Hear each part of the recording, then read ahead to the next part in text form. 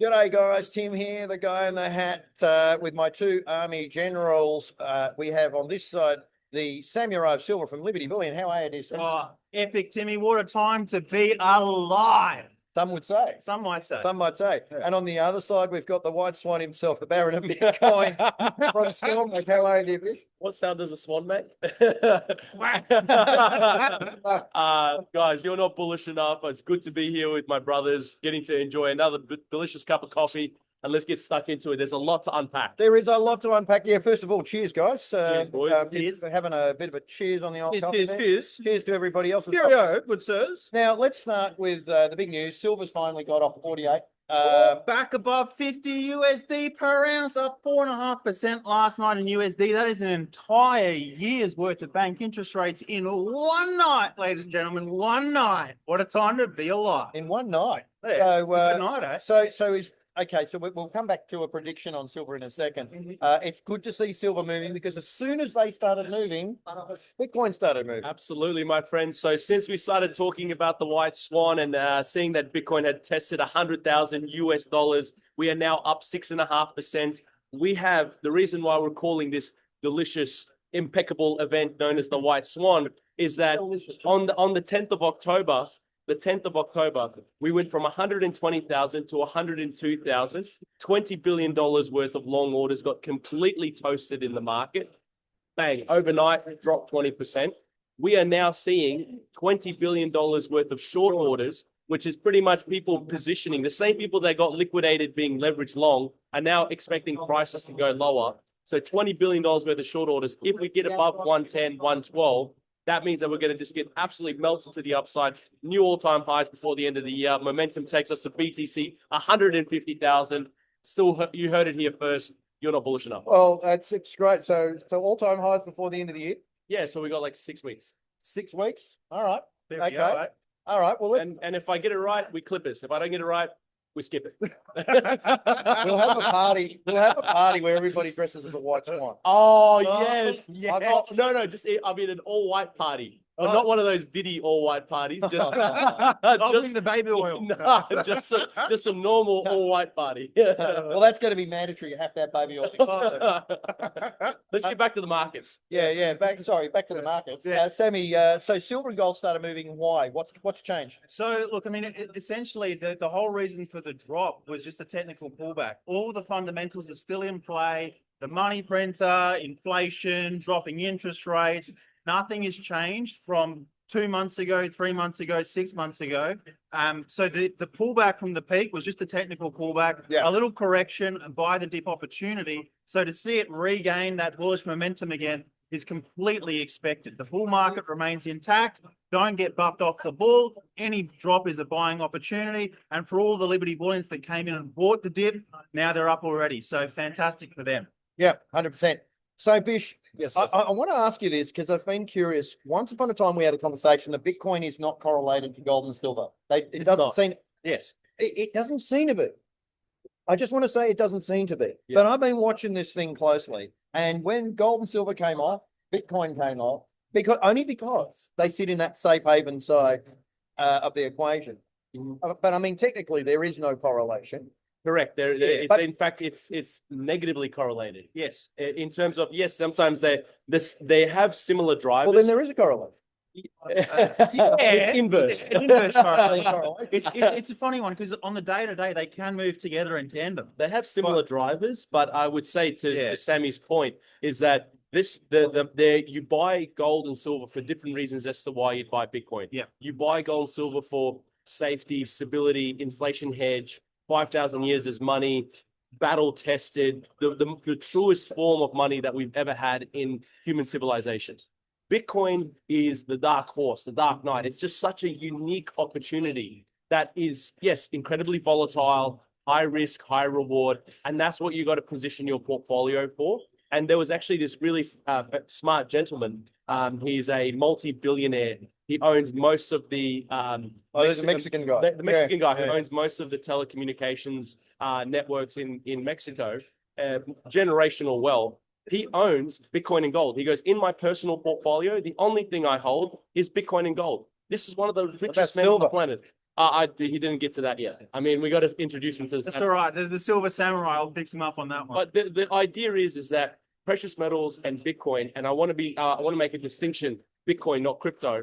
Precious metals and Bitcoin together are a fantastic trade because they are inversely correlated. So when gold and silver are doing really well, sometimes your Bitcoin's lagging and underperforming, and when your Bitcoin's doing really well, sometimes your gold and silver is holding you back. So or just flat sideways. So that gives you distributed, decentralized, profitable returns without having to rely on a central bank or a broker or anything to make sure that your assets are safe. You just go in, buy the stuff, cold storage, happy days. Yeah, absolutely. Sammy, it's interesting what Bish says. This guy buys gold and Bitcoin.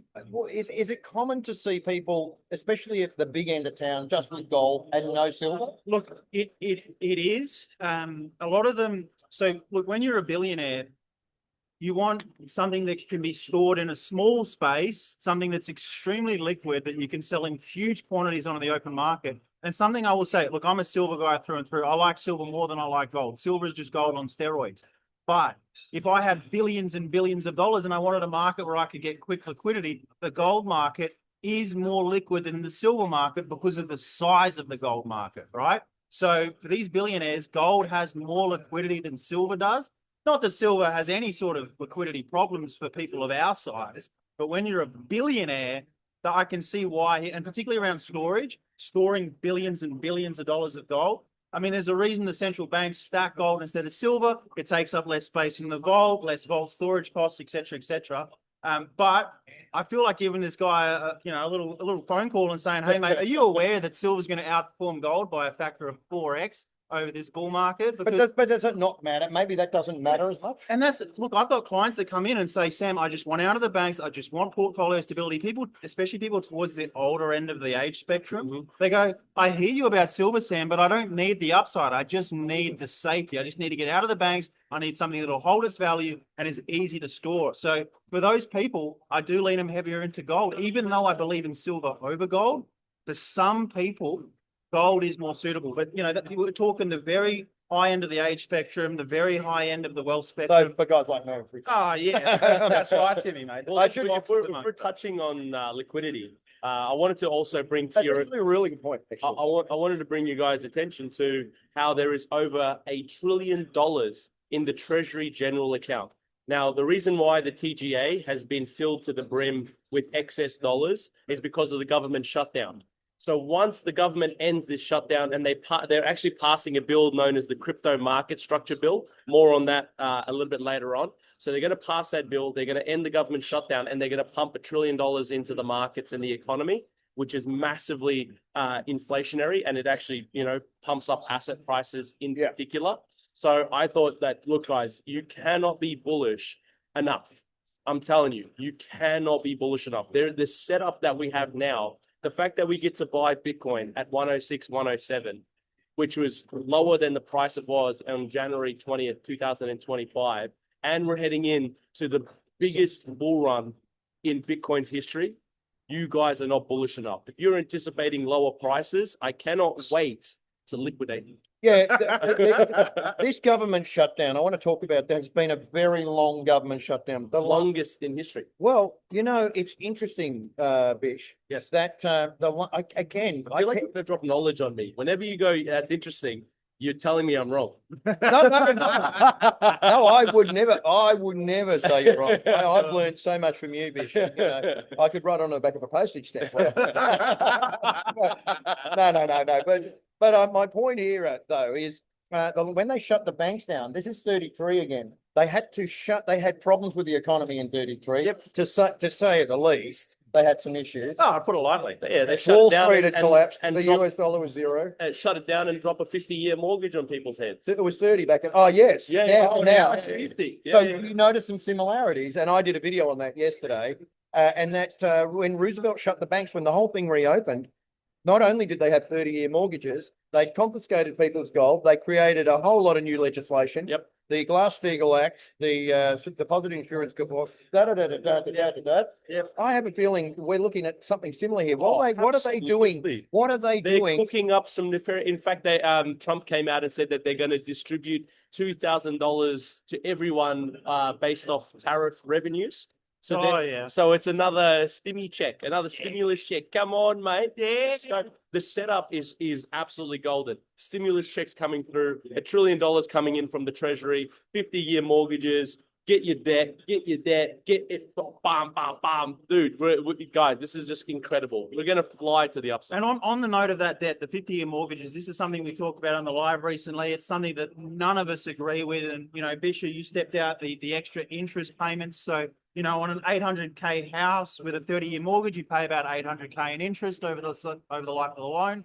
But at a 50-year mortgage, you're paying $2.1 million in interest over the life. Yeah, but you get a roof over your head. You get a roof over your head. You can't rent, can you? So anyway, the bankers are, you know, jubilant, celebrating. Oh, I get to buy a new Ferrari. I'll go suit shopping next week. You know, they're super happy about it. But the average person, this is not good for them. But going back to that point about currency creation and banks, what people fail to understand is that over 90% of the currency is created at the commercial bank level, not the central bank level. So we talk about central banks printing money out of thin air all the time. It's not money, it's currency.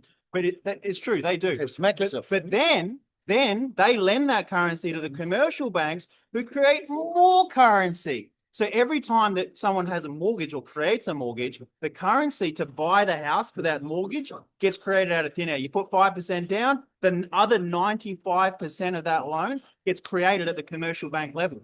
So what I'm saying here is bringing in 50-year mortgages, bringing in more debt will create more and more currency at the commercial bank level. And all of that currency has got to go somewhere. What a time to be alive. Yeah. And just so that those who are not following at home, that somewhere is Bitcoin, gold, and silver. Well, I feel like we really have to step it out sometimes. Yeah, we say Bitcoin, gold, and silver, and then they go XRPs. Well, you know, we've got lives where, you know, there's a Bitcoin broker, a bullion dealer, and a researcher, and then people still ask the question, oh, what's the answer? What do you think, mate? Well, mate, I get it all the time. I do these long videos. Like I did a video this morning, right? Posted it on the channel. Here's what you need to do. You need to buy gold, silver, and Bitcoin. Yep. And somebody wrote in Facebook, they wrote, he gives us all the problems, but never once does he give us a solution. Yeah. Okay. Is there something I'm missing? I need to do a follow-up video going, you know, G for gold. Yeah. You know, I mean, but then when you really go hard, they're like, oh, this guy's just trying to sell me some gold, silver, and Bitcoin. I'm like, oh, yes, that's exactly what we're trying to do. I'm sorry for trying to make you wealthy. I humbly apologize to you and your entire family. I'm so sorry. You know, we make a simple, humble 2% commission, right? People think that, oh, these guys, they're just flogging their ways. We make a humble 2% commission. To be fair, you probably flogged your wares a couple of times, Biff. Not talking about Bitcoin. All right. Anyways, moving on. So we make a humble 2% commission. We just gained 1,000 new followers. This is not. This is We're going to see that video where Patreon only, no OnlyFans. All right. So what we're talking about here, coming. That's fine, huh? All right. I gotta try to bring this home. Yes. Well, I do say. So bringing it back home, you guys get the upside, right? I just want to be really clear about this. I want to be why we get you positioned in mainly gold, silver, and Bitcoin, mainly silver and Bitcoin, is we want you to be in the upside. Silver year on year is up over 65%, 70%.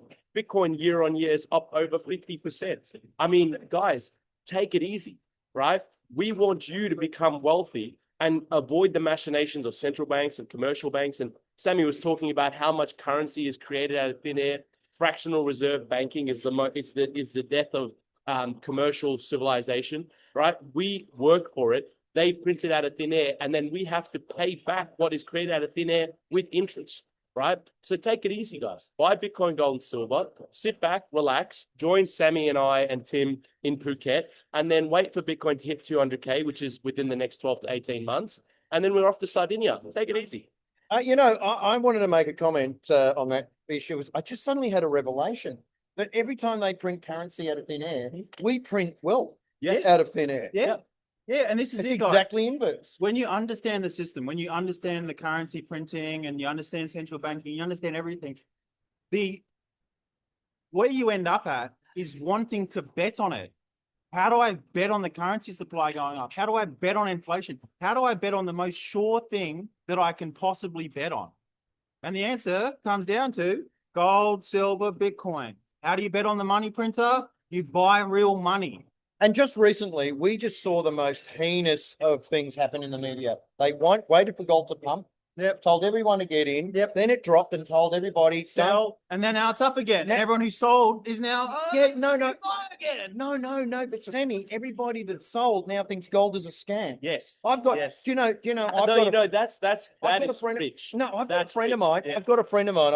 I showed them my gold coin, and they go, so you're in that scam, are you?" And I went, "No," because they've been following the media. They said, "I heard that crashed," and I went, "This gold coin crashed." How Still a did gold coin. It's tripled in the last 5 years, but yeah, it crashed. You it know, crashed to the upside? What? yeah. Yeah. Well, that's the thing, man. Like, honestly, it's a labor of love, right? Telling people about this, and it's funny because I look, we've seen Bitcoin come down 20%, 25% from its recent all-time high. Decent pullback. I'm buying. I'm still bullish. Doesn't change anything for me. Gold had what? What was it? Like a 7, 8% pullback? 10% from 10 peak to trough. 10%, guys. Freaking out. 10%. Man, 10% is a gift from the heavens above. You were kicking yourself that you didn't buy it at 3,500, 3,700, 3,800. It was just there. Take it, right? You know, I'm a buyer. Why wouldn't you want to be a buyer? Being a buyer, I think this is actually a mentality thing. Being a buyer is optimism. Being a buyer is bullish. Being a buyer means that you're expecting better things in the future. Yep. Whereas if you're a seller, what are you selling for? Aussie dollars? So, yeah. Euros? Yeah. US dollars? Come on, man. That's actually, Come on. and this is a question I got yesterday from a young guy. I was trying to get him into silver. Yeah. And his first question, now, this is the mentality I cannot deal with, Sam. Yeah. How do I sell it to make money? How do I sell a wealth asset to make money? What are you asking me? You I don't- hold it. to You make don't money. sell it, is the point. You have money. You already Silver have is it. money. You don't sell it to get currency. And you make money the longer you hold it. Why would you want to sell something like that? How do I Why sell would it to you make? want to sell an asset that keeps going up? You know what I do? I like to show people the gold chart. Just over 50 years. And you go, all right, point at a point on that chart where you wish you'd sold and never bought again. Oh, no, okay, no, I don't At want the to bottom. sell. Right? Like you're never going to day trade this stuff. And that's something I'd like to talk about as well. Please don't day trade this stuff. You're just going to wreck yourself. So why even bother? Just buy it, hold it, price goes up. It's easy. Don't give yourself a heartache over this. Yeah, 100%. Day trading Bitcoin. Fish, good idea, bad idea. Oh, mate, you are destining you're destined for poverty when you do that. I just think it's just such a egregious thing to do. You've got one of the most volatile assets on the planet, and you're trying to day trade it. It's just not for you guys. There's only one asset more volatile than Bitcoin. That's a female. No. How many times have you been married? We seem to be losing the connection. Only once, actually. Oh, there you that go. I remember. Look, what I'm trying to say is that you got to It's focus. been brutal podcast. No, I mean, yeah, we've really covered The everything. gloves are off. Yeah, flogging wares and ex-divorces and everything. Anyways, let's move on. We're wanting to focus on the task at hand, which is don't try to day trade this stuff. Earn an honest wage doing something that you love and something that you're good at, and then put the excess income into assets. That's it. Because we need plumbers, we need sparkies, we need lawyers, we need accountants, we need cafe shop owners and all that kind of good stuff. That's not a problem. You earn an honest wage and you put the excess income into assets. How good is that, guys? Simple. Well, I think that's a great message, actually, Vish. So why don't we go through and get some just ideas on where these assets are going to go? Yeah. Absolutely. Let's do it. So, Sammy, tell us about silver and All gold. What's going to happen here? So with the precious metals, I am medium to long term extremely bullish. We're going to see silver hit $100 an ounce within the next 6 to 12 months, guys. That is a double from where it is now. So 100% upside within 12 months, potentially 6. Guys, that is an incredible investment. Now, look, shorter term, I'm not a day trader. Let me just repeat that. I am not a day trader. What could we see short term on silver? It could go up from here and just keep going. It could have a little pullback and trade sideways for a while. Who cares? Just buy it, guys. Buy the dip. Don't get too pretty with it. What's that saying? He who tries to pick bottoms ends up with stinky finger. Nobody wants a stinky finger, guys. So just bloody buy it, hold it, sit on it. In a year's time, you're going to be so glad you did it. You haven't tried to get a bottle, have you? Oh, Sammy, you were saying you're not a day trader, but you have done day trading. look, I do trade, guys, with mixed success. Some trades I But win. not a big part of your portfolio. Oh, no way. No way. So- Just a little part of my portfolio I punt with. This is crazy. Sammy and I trade aggressively. Yeah. But we would like this is the thing that people think that we trade aggressively and then we're telling them not to do it so that way we keep it for ourselves. No. Guys, if you can't handle a 6-figure drawdown, Yep. don't touch this stuff. Like Yeah. I'll wake up sometimes and my portfolio or trading account will be up or down 6 figures. And I'm not talking about up or down 100K. I'm talking about swings of $500,000 up or down. Oh, yeah. I mean, like, guys, if you can't handle that, Yeah. don't touch this stuff. Sometimes on any given day, you can see Bish walk into the Porsche dealership. He gets to the front door, refreshes his screen, turns around and walks out. Catches the bus back to the office. The Uber. The Uber. And then he waits 5 minutes and then he goes back down again. I love it. It's really what it is. And I think for me, I don't want people to get caught up in the volatility and the craziness of trading markets. I do this professionally for a living, right? So it's a different story. It's like me trying to do my own electrical work. It's just destined for disaster. Whereas a professional Sparky doing his own electrical work, not a problem, right?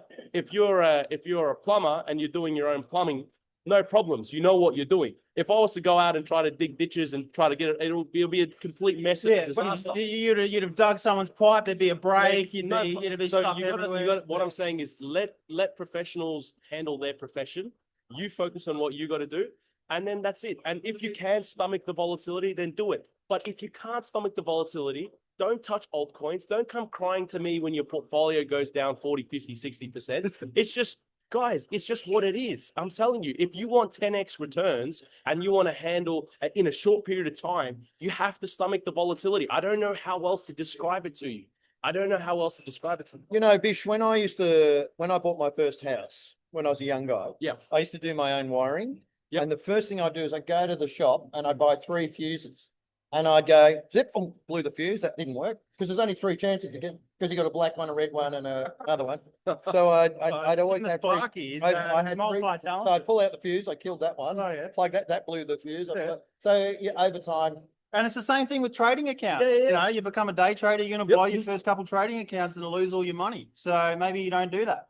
yeah, So- stay in the wealth assets, guys. Stay in wealth, that's All right. Keep it simple. Boys, anything you'd like to share? Anything you want to get off your chest? You want to talk about? I know you want to mention White Swans. I don't know whether you want to mention. Well, we already talked about the White Swan, my friends. White Swan, baby. Liquidation to the upside, my friend. Yeah, Sammy. Sydney office opening soon, guys. Super exciting. That is the top of my to-do list at the moment. So, yeah, make sure to come along, dip your head in throughout the day, or come along to the drinks afterwards. Liberty Bullion will be putting on a tab. So make sure you're there. These 2 handsome gentlemen will be. So make sure you are as well. What a time to be alive, guys. Assets on the way up. Money printers on. Interest rates coming down. Inflation hedge assets ripping. Let's get it. All right, Bishy, anything else? Guys, I'll be at the Aussie Crypto Convention the day after Sammy's grand opening. So whilst you're in Sydney and you come through there, I've got a couple of tickets for Beat the Resetters. I've got tickets for Tim and Sam as well. Come down. Are we going to be talking there, or No.